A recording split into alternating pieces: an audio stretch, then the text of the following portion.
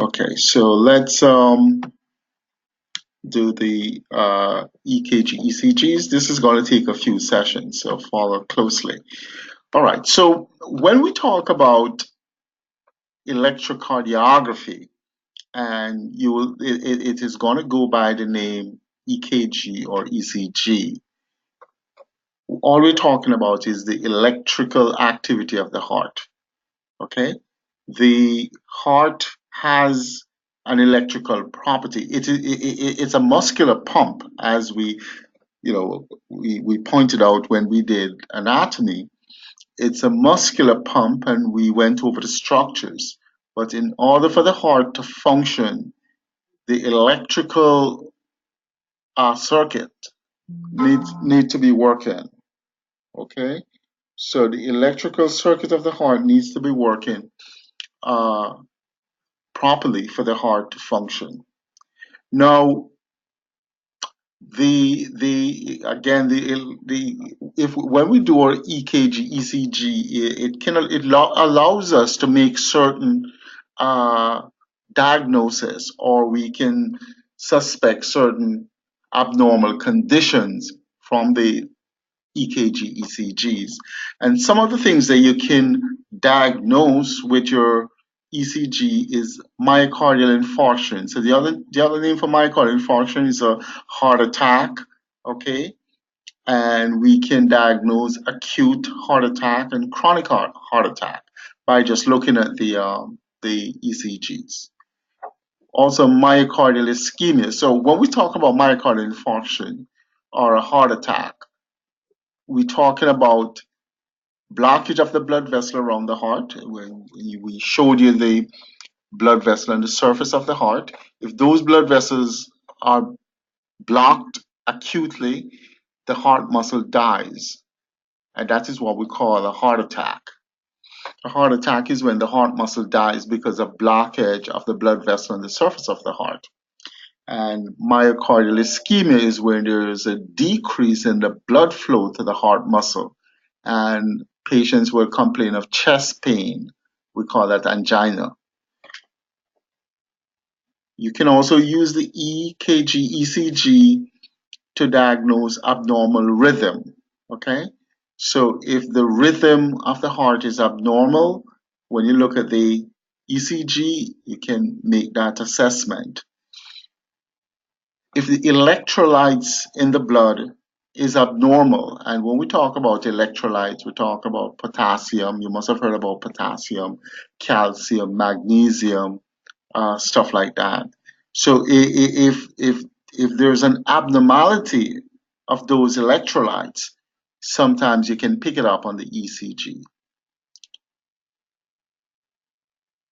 The size of the atria or the ventricles, you can also use the ECG to determine the size of the chambers, atria or ventricle. The heart rate. So one of the things we are gonna teach you guys is how to use the ECG to determine the heart rate. And if the heart rate is too low, then the patient will need a pacemaker. So ECG is crucial for assessment of patients who needs a ECG. Needs a pacemaker. So we can determine the heart rate. We can also determine heart block. And when we talk about heart block, it's a delay in the electric current. The electric current usually starts from the top of the atrium and goes to the bottom of the heart. But sometimes there's a slowing of the flow of electric current going through the heart, and we call that heart block. Certain drug toxicity, certain medication, if the level is too high, we can also use the ECG to determine that. Okay. Um, Now you have to know how to put the leads or the electrodes on the skin to do the ECG. Okay. We talk about a 12 lead ECG. And when we talk about a 12 lead ECG, it is one in which 12 different electrical signals are recorded. We only gonna put 10 electrodes on the patient chest, but we get 12 signals. And one of the electrodes, again, we're gonna put 10 electrodes on, only 10 electrodes, but we'll get 12 signals. And that's why we call it a 12 lead ECG. We're gonna put one of the electrodes on the right arm, and it's usually labeled. So right arm, you say RA. We'll put one on the left arm, you say LA. The right leg, and it will say RL or right leg. Left leg, it will say LL or left leg. So these are what we call the limb leads. So these are the limb leads. So you see you have 4 limb leads. Right arm, right leg, left leg. 4 limb leads, and then you're going to have 10 chest leads. So these are called chest leads or precordial leads. Chest leads or precordial leads. You're going to put V1. V1 is the right fourth intercostal space. So again, you see, knowing your anatomy is important. So the right fourth intercostal space is V1. V2 is the left fourth intercostal space. So you put V1 on, okay? You put V2 on, and the next one is V4. So V4 is in the mid-clavicular line, the fifth intercostal space. So V4, mid-clavicular line. So you remember when we did anatomy, we did the clavicle. So the midpoint in the clavicle, you drop a vertical line, and you find the fifth intercostal space, and where those two lines intersect, that is where you put V4.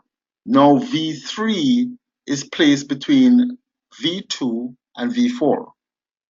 So you're going to put V1 on, right fourth intercostal space, V2, the left fourth intercostal space, then you put V4. Mid-clavicular line at the fifth intercostal space. And then V3 is between V2 and V4. V5 is in the anterior axillary line and the fifth intercostal space. So that is where those two lines intersect. So V5, anterior axillary line, you know, the axilla, the anterior, the portion just before you get to the mid-axilla, that's what we call the anterior axillary line and the fifth intercostal space. V6 is the mid-axillary line and the fifth intercostal space. So you have to know where to position the leads for you to get a proper or a accurate electrocardiogram. Okay, so this is how you're going to place a lead. So again, as mentioned before, we have 4 limb leads.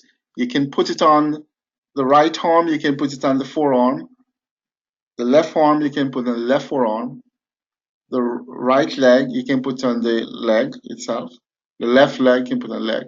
Or you can modify the position.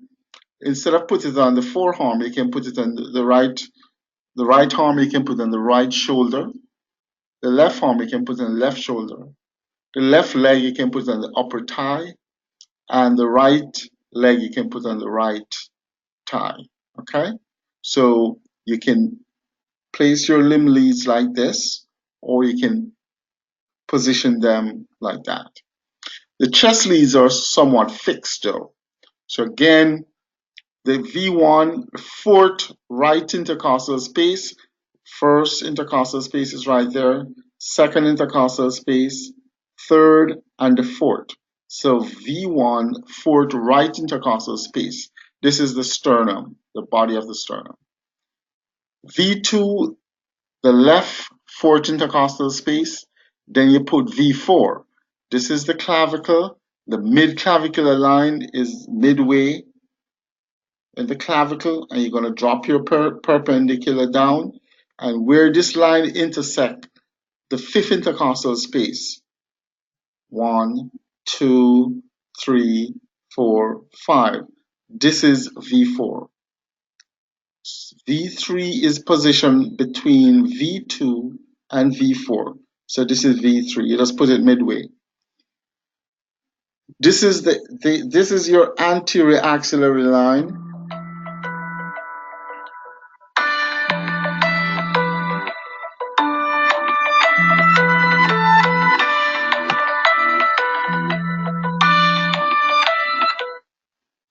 This is your anterior axillary line right there. So V5 is the anterior axillary line and the fifth intercostal space where you have those two intersecting. Okay, so the anterior axillary line and the fifth intercostal space. V6 is the mid, so you're going to go to the mid axillary line and the fifth intercostal space. This is V6. So you have to know how to position or place the electrodes, or sorry, the electrodes, okay?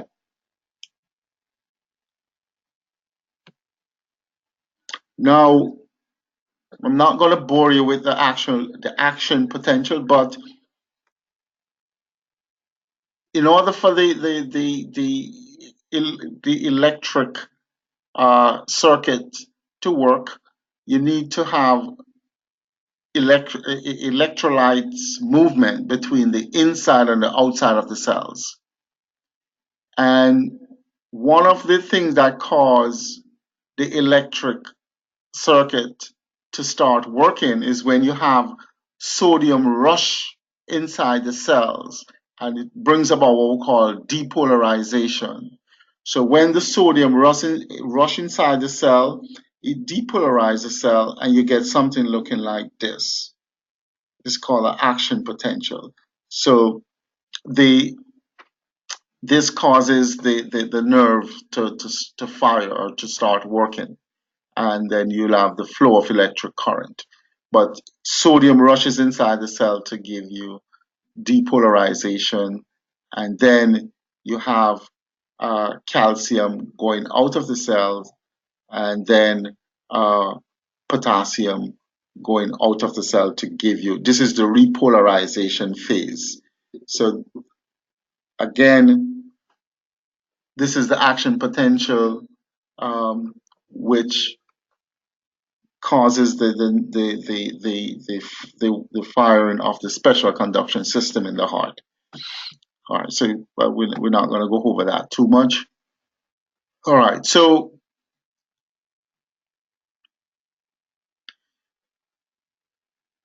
we're not going to go over that too much. Okay, so this is what a typical electrocardiogram looks like. Okay, so you have, if you look at the electrical firing of the heart, you have what we call a P wave. Then you have a Q wave. The Q wave is the first downward deflection. The first upward deflection, we call that the R wave. And then the second downward deflection, we call that the S wave. And then you get a flattening and you get a T wave. Okay? So all normal ECG or EKG should have a P wave, then a flattened segment, we call this the PR segment, then a Q wave, a R wave, and an S wave. We call this complex, we call the QRS complex. So we don't we separate it sometimes, but we just call this complex the QRS complex. And this is what we call the ST segment. And then you have a T wave. This is what a typical ECG looks like. Now, if you remember what I said, when the electrical system of the heart starts firing, it starts in the atrium. As a matter of fact, it starts in an area we call the sinoatrial node. And the sinoatrial node is located between the junction of the superior vena cava and the right atrium. So it's in the right atrium at the junction of the superior vena cava. That is where the firing starts. And when the electrical uh, system is initiated, it travels through the atrium first, going towards the ventricle. At the AV junction, that is at the junction of the atrium and the ventricle, it slows down a bit, okay? And then it travels through the ventricle, okay? So when you look at your ECG, this P wave represents atrial contraction and atrial depolarization. I'm going to use depolarization and contraction sort of interchangeable, but electrically speaking, you're going to get depolarization first. That means you're going to get the electrical firing or the electrical component, and then you get the mechanical component, which is contraction. So the electrical impulse gonna start at the SAA node, sinoatrial node, which is the junction of the superior vena cava and the right atrium. It's gonna travel through the atrium and it's gonna depolarize the atrium. And after the atrium is depolarized, it's gonna contract. So a P wave represents atrial depolarization or atrial contraction. So whenever you see a P wave, it's usually atrial depolarization or atrial contraction. Okay? Then the next thing, remember what we said, the impulse, the electrical impulse starts right at the junction of the superior vena cava and the right atrium. We call that the sinoatrial node. It travels through the atrium downwards towards the ventricle, then it slows. Okay? This PR segment tells you that the impulse is slowing down when it gets to the ventricle. When it gets to the ventricle now, it's the electrical impulse is going to depolarize the ventricular muscle. So when you get depolarization of the ventricular muscle, you'll get your Q, R, and S complex. So QRS is because of ventricular depolarization. So QRS complex, ventricular depolarization, and remember what I said, the electrical component is depolarization, and then it's going to be followed by the mechanical portion, which is contraction. So whenever you get ventricular depolarization, that is followed shortly by ventricular contraction. So the QRS complex represents ventricular contraction. Okay? Then after the ventricle contracts, the ventricle has to relax. So your T wave represents, in electrical terms, we call it ventricular repolarization, which just means that now the ventricle is relaxing. Okay. So, but this is again, remember this your electrocardiogram is essentially just the electrical what goes on electrically, and that is followed closely by mechanical stuff. So the electrical impulse, which starts at the junction of the superior vena cava and the right atrium, we'll call that the SA node. Electrical impulse is going to travel through the atrium, giving rise to atrial depolarization and atrial contraction. Okay. Then the impulse is going to get to the ventricle. It's going to slow somewhat, but it's going to stimulate the ventricle, and you're going to get your QRS complex, ventricular depolarization. And then remember what we said, when when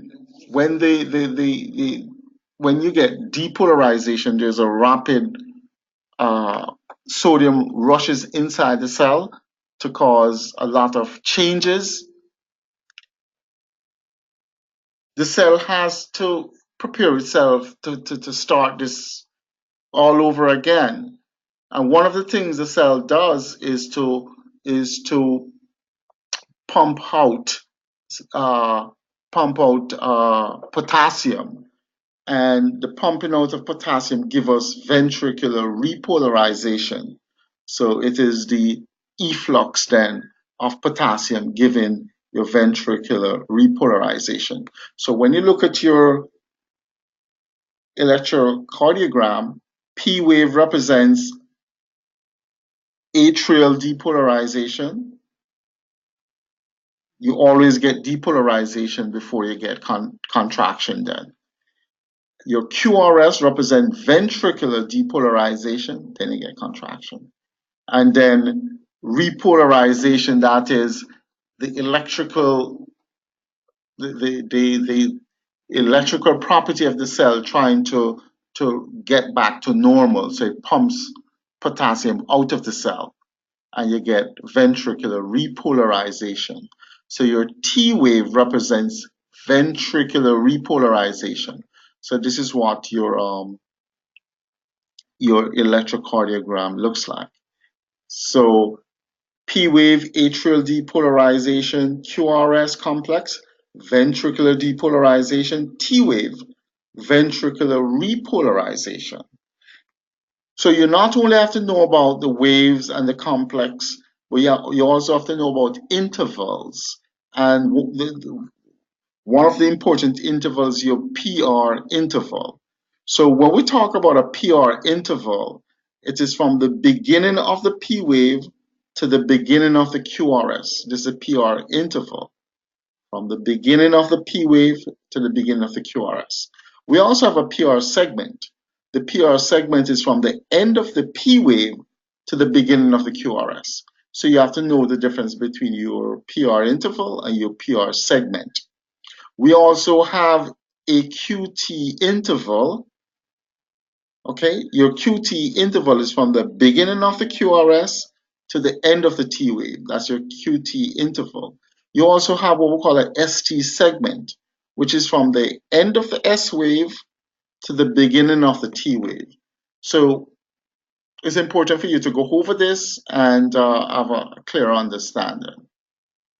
All right, so again, we talk about the PR segment from the end of the P wave to the beginning of the QRS. ST segment is from the end of the QRS to the beginning of the T wave. So these are all the waves and complex and segments and interval. You need to know it, so I'd go over it, okay? Now, I guess you're accustomed to seeing an ECG looking like this. And this is what your ECG looks like. Again, you put 10 leads on, or 10 electrodes, and you get 12 leads. You put 10 electrodes on the patient. Remember, 4 limb leads and 6 chest leads, that's 10. But when you look at your ECG, you get 12 leads. You get lead 1, lead 2, lead 3, AVR, AVL, AVF. So these are your limb leads. Lead 1, lead 2, lead 3, AVR, AVL, AVF. These leads with the A are called augmented leads. These are augmented leads. Okay? So you have 6 limb leads, 3 regular and 3 augmented limb leads. Okay? and you have 6 chest leads or precordial leads. You have V1, V2, V3, V4, V5, and V6. Okay? If you look at your ECG, so again, you're going to have 12 leads, even though we put 10 electrodes on, you have 12 leads. You always get a rhythm strip. And a rhythm strip is a long rhythm of just one lead. Just one lead, and it's long, okay? If you look at your ECG, just as I told you, you have your P wave, your QRS complex, your T wave. P wave, QRS complex, T wave. P wave, QRS complex, T wave. P wave, QRS, T wave. P wave, QRS, T wave. That is what you're supposed to get. And you can just march it out. Okay, so all normal ECGs is going to have a P wave followed by a QRS complex, and then followed by a T wave, and then followed by a P wave. Okay, so this is what a normal 12 lead ECG looks like. Every P wave is followed by a QRS and then a T wave. Not only that, your P wave is upright in leads 2, 3, and AVF. Okay? And the width of your complexes and your PR interval have to be within a certain range for us to call it a normal 12 lead ECG. So a normal 12 lead ECG is one where you have a P wave always followed by a QRS, then a T wave. Your PR interval is going to be, when you look in your literature, it say about between 120 and 200 milliseconds. That is the PR interval. Your QRS complex should be less than 110 milliseconds. That's the width of it, the width. So again, you can see that the ECG paper is gridded.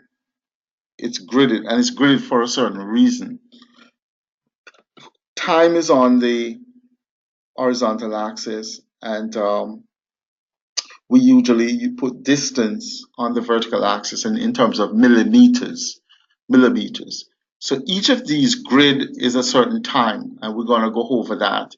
When we start doing rates, using the ECG to determine rates, it's important for you to know the gridding system.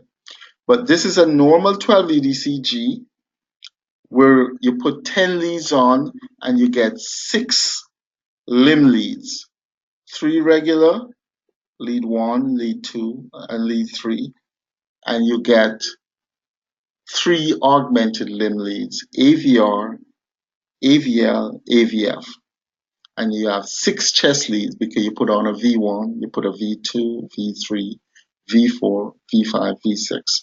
This is your rhythm stripped down here. It's a long strip of just lead 2, and you can see P wave followed by QRS, T wave, P wave, QRS, T wave, P wave, QRS, T wave, and it repeats itself. Again, the duration of your PR interval should be between 120 and 200 milliseconds.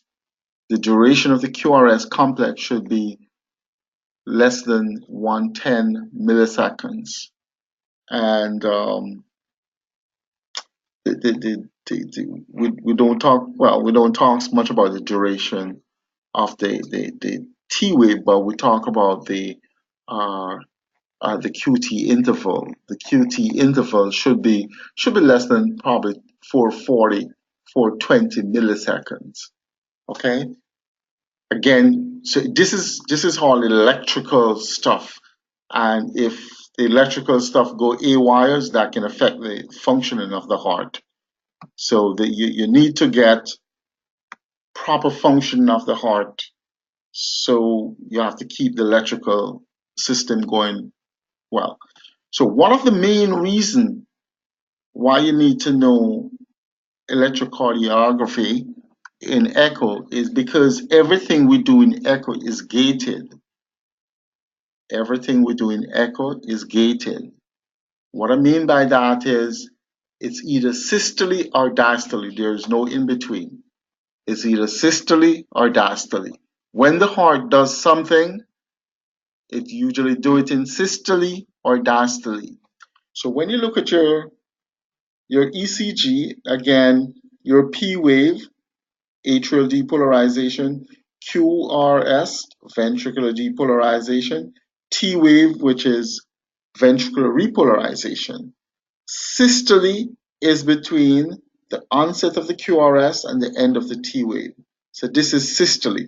So if we say something occurs in systole, it's gonna occur during this portion of the ECG. Diastole is from the end of the T wave to the QRS.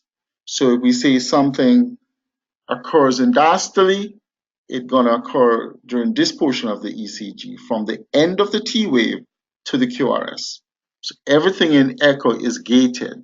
It's either systole or diastole. It doesn't matter what it is. So you have to know that systole is from the onset of the QRS to the end of the T wave. Diastole is from the end of the T wave to the onset of the QRS. So we're going to stop here, and then our next session we're going to go into the rate, how to use the ECG to determine the rate.